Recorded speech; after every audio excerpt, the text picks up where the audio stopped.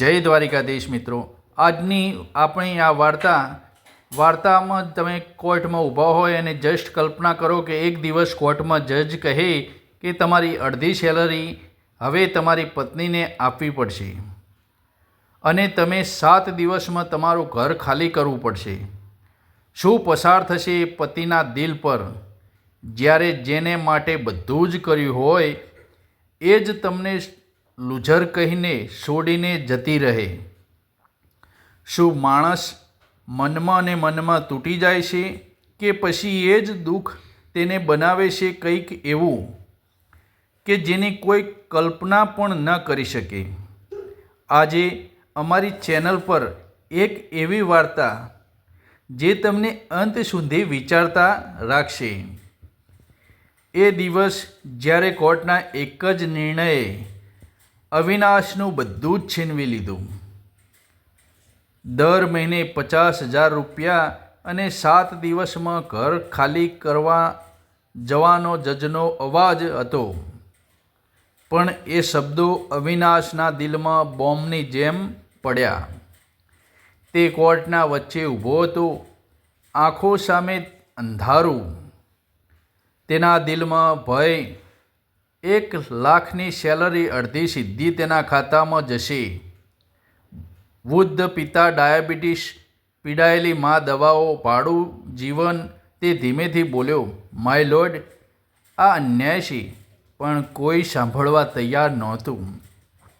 બીજી બાજુ તેની પત્ની કવિતા શાંત બેઠી હતી. મોંઘી સાડી, ચહેરા ઉપર અજાણી ઠંડક.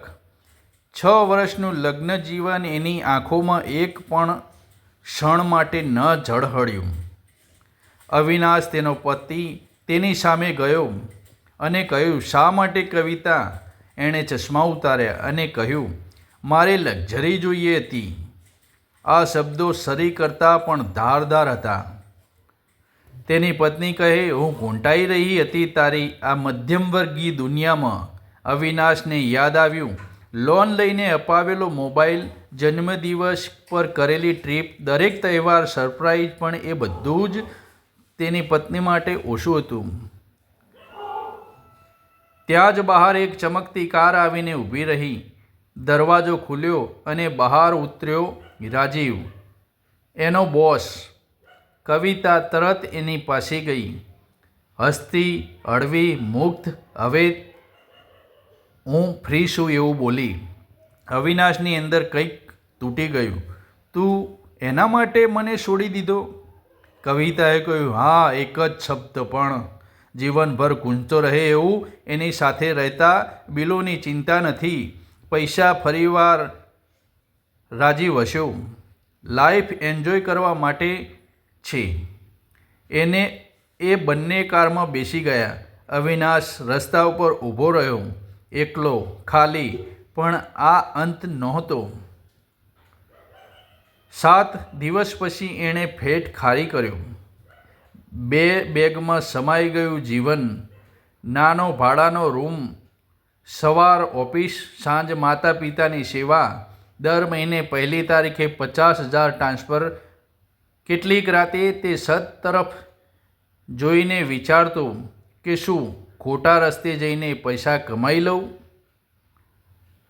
પણ પિતાના શબ્દો યાદ આવ્યા, ઈમાનદારી ગુમાવી તો બધું જ ગુમાવ્યું. એણે નક્કી કર્યું, તૂટવાનો નહીં, બનવાનો. સાંજે એણે સાઈડ કામ શરૂ કર્યું. ટેક્સ સલાહ, નાના વેપારીઓની મદદ. ધીમે ધીમે ક્લાયન્ટ વધ્યા. 1 વર્ષ પછી તેની આવક બમણી થઈ ગઈ. એક દિવસ અજાણ્યો ફોન આવ્યો. હેલો અવિનાશ. એ અવાજ તેની પત્ની કવિતાનો હતો. મારે તને મળવું છે. કેફેમાં એ સામે બેઠી હતી. હવે ચહેરા પર લક્ઝરી નહોતી, થાક હતો.